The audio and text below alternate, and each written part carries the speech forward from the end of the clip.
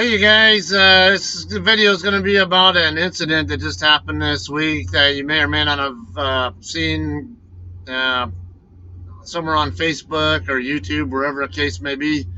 Um, Basically, it was a total transport of Mississippi truck that got stuck on at an intersection in Charleston, West Virginia. I want to talk about how I think this truck actually got like this, and basically how they ended up in the situation in the first place, why they were even trying to make the U-turn, things like that that might be of a little bit of assistance for you guys who are, are newer to the industry. Basically, this is what I'm doing, what I'm looking at here, going to talk about it here. If you haven't seen this incident already, there are pictures and videos of it, whatever, on several Facebook sites, Truckers Wall of Shame, Trucker Feed, whatever. Even actually a private auto driver, whatever, a four-wheeler driver who was over here on the side street even has video of it and posted it on her own Facebook page. We'll give you that information in the description, and uh, they should show you a little excerpt of that part of the video later. But more importantly here, I want to talk about why the truck got in this position in the first place. I don't know exactly why it was there, why it got to that, why it even ended up at that intersection. I do know why they tried to make the U-turn once they were there, and I will show you that as well in a second. But there's a lot going on here, and there are times where even as an experienced driver, you will make some wrong turns. Maybe you're in an area you're not familiar with, or maybe you get a little distracted with a phone call or something else, and forget to pay attention to signs, which are always important to pay attention to, and you end up missing the turn. So it's a fact of life. They do happen. You are going to miss turns every so often, or make a turn that you don't want to make, or didn't really mean to make, or had a certain thing in mind, like maybe just getting off the freeway to maybe just stop at an off ramp or something, or on ramp. I find out the on ramp isn't a standard diamond style on ramp that allows you to get right back on the freeway so easily. A lot of little things like that, and knowing exactly what you're getting yourself into ahead of time will help prevent a lot of these kind of surprises. But suffice it to say, these kind of things do happen regardless. It's just a matter of how you handle them is where it makes a difference between being driving like a rookie and driving like a professional. Now in this situation here, the driver obviously didn't handle it the best way. They ended up requiring a wrecker, as you might have seen again from this picture here. This is actually a screenshot from an actual video I got from a news source. But so if you want to, I'll see if I can find another clip of the video that I can put in the description as well, and show how the wrecker actually got him out. Basically, just winched him out. But the other video that I will show in the description, and also show a little excerpt of here, will show actually the truck getting stuck. I'm not going to show you all of that video because I do want you to, if you do want to see it, I do want to give credit to the individual who posted that video and direct you to her page instead. But if you want to, but if you at least want to get a basic idea of this situation here, the better thing to do would have been to call 911 and ask for the local PD to cordon off block off the road and get the other traffic that was there somehow out of the area so the truck can safely maneuver. And I'll get a little bit more into that on a different view here with how to maneuver out of this once the cops do show up.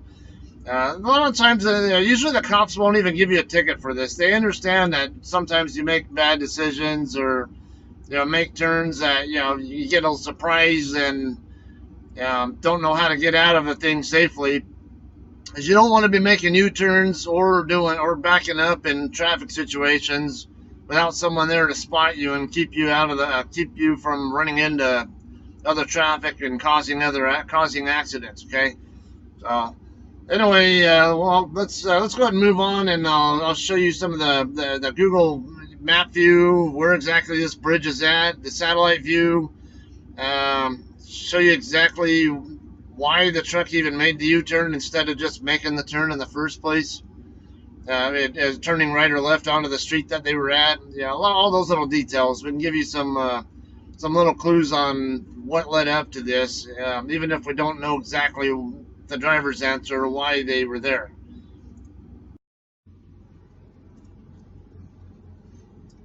Okay, let's take a look at the map view first and give you an idea where Charleston, West Virginia is first, and then we'll zoom in on the area and give you some more details here. Okay, so Charleston is where I-64, I-77, and I-79 all meet up. It's over here. See, here's 64. If you come across 64 from Lexington and end up in West Virginia, over here is where you'll find Charleston.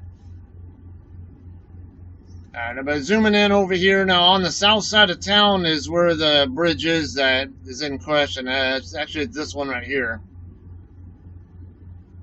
It's the South Side Bridge. Now, how they end up there is, in the first place, is the first part of the problem.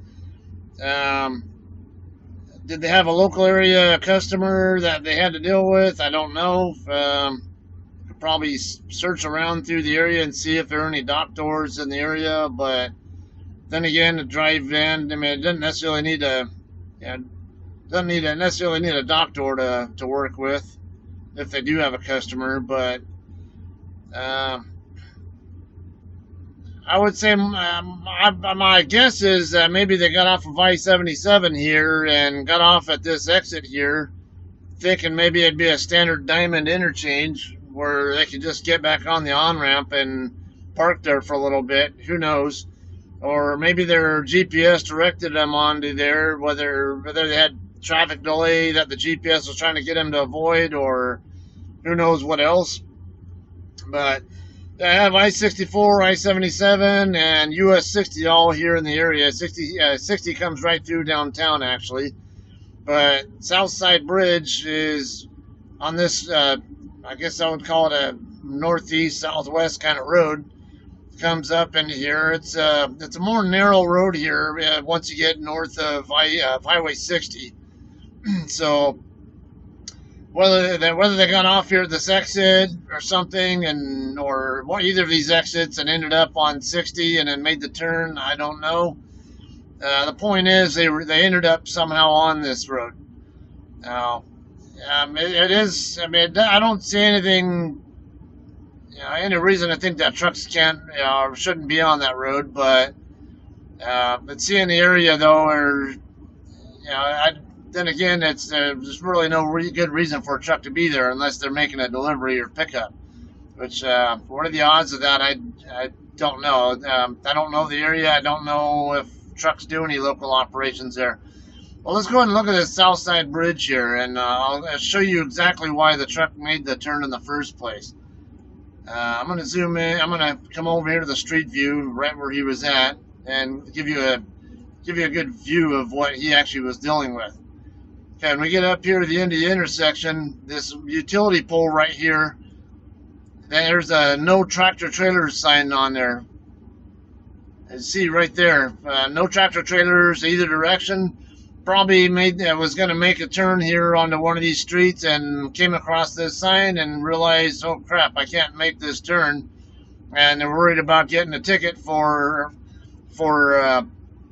being in an area where they're not supposed to be. So instead of doing the right thing and calling for local law enforcement's assistance on this, they decided to make the U-turn instead. But now I need to show you on this video, because the individual who was on the side street, I'm going to come over here to Facebook, and it's Sanibel Hannah Rhodes is the author of this video.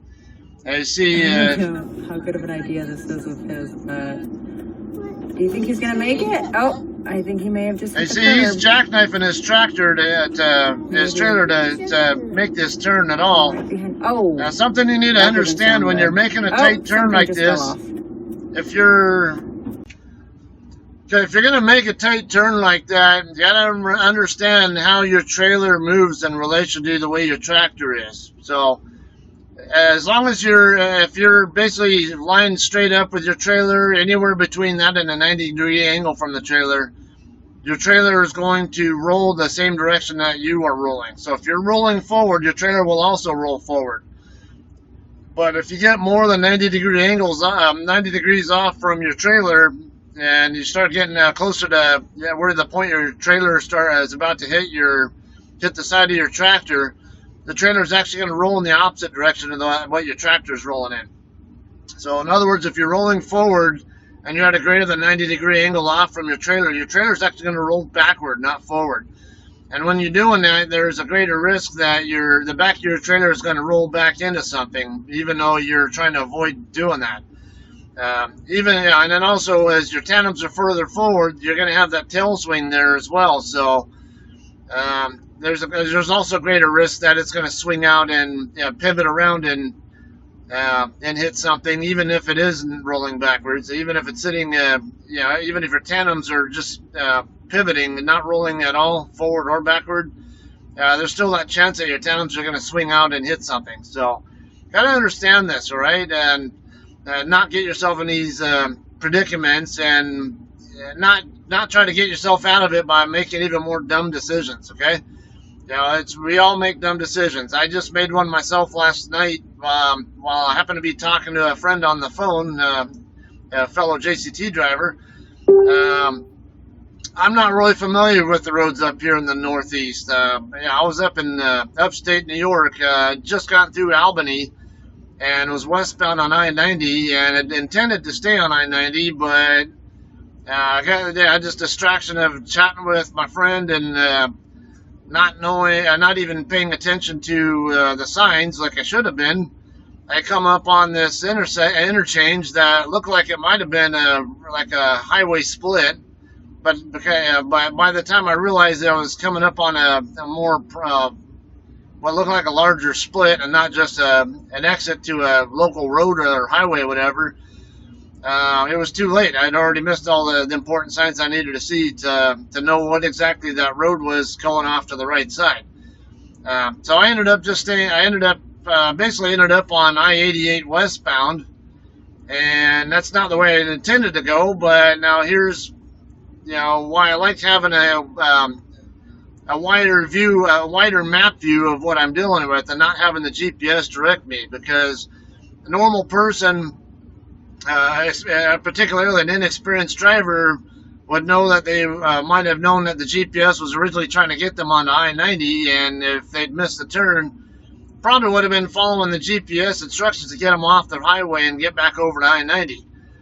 In reality, looking at the map though, I-88, it was very similar. It looked like it might have been a very similar distance by taking 88 into what's that town called, Binghamton or whatever the hell it was called, and taking a New York State highway that's also a freeway and is truck legal.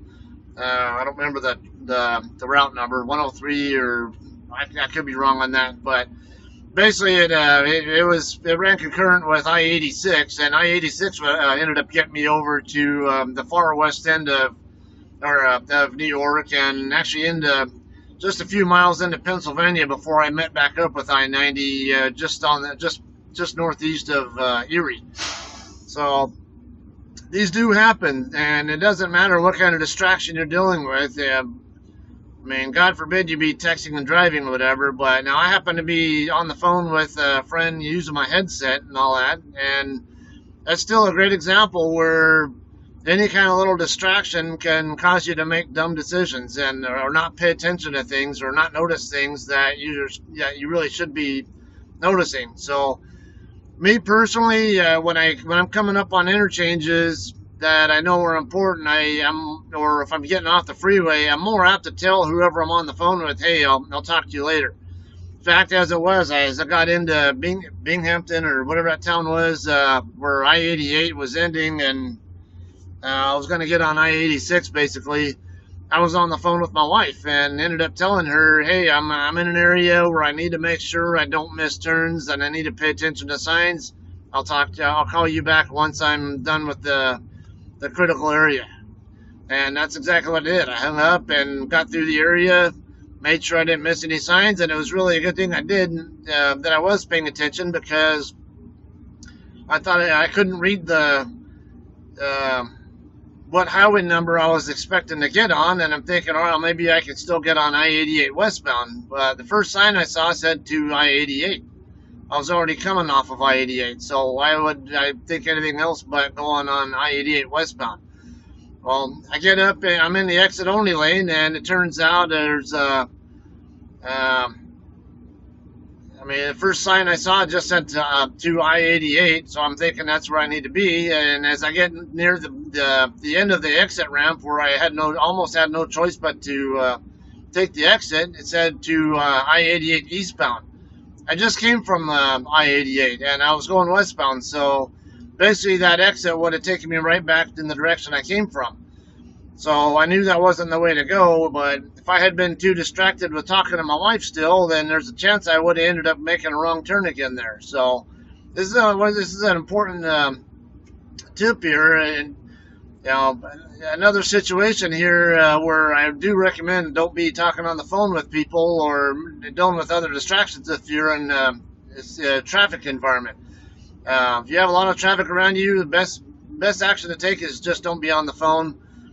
Don't have any other distractions going on that you really don't need to be dealing with. There's too much risk that someone's going to cut you off, slow down in front of you, or something could happen in front of you or around you, whatever, and you need to take immediate action as soon as possible, and also be prepared for that kind of stuff, and keep yourself in a safer position before those kind of things can get you caught up in them. Okay, but anyway.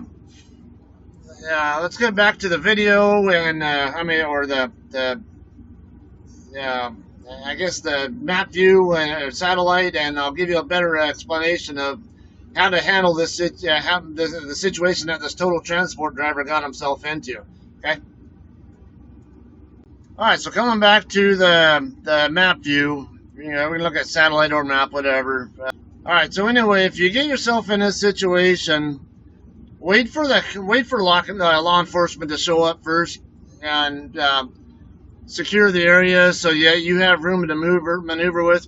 And the way to get out of this, there's two options here. One is to back your way back out of it. Back up as far as you have to. If you have to back up a few miles, that's what you have to do. If that's what's going to keep you from having to call a wrecker route and get you out of there safely, guess what? That's what you got to deal with. I think in this situation, though, that wouldn't have been necessary.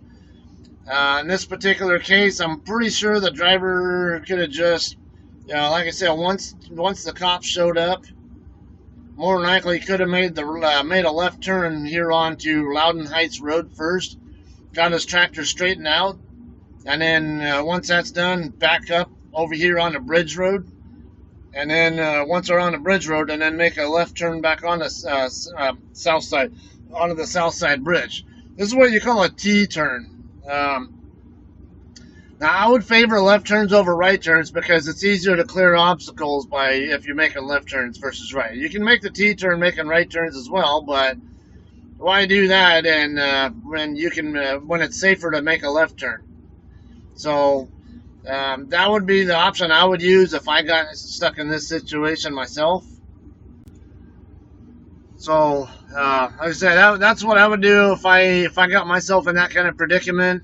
Let's say the cops are more than willing to help you get out of there safely. They don't want to have to deal with getting stuck there for several hours directing traffic and giving you a ticket for jamming up traffic if it's not completely necessary to do so. If you save them the hassle and get them out there even just for a brief, like for a few minutes, just enough to get you to help get you turned back around or out of the area safely, they will definitely appreciate it, because they want They want their job to be easy. They don't want you making their job more difficult than it really needs to be. And if they know you're doing what you can to make their job easier, trust me, they're going to appreciate you if they have any common sense at all.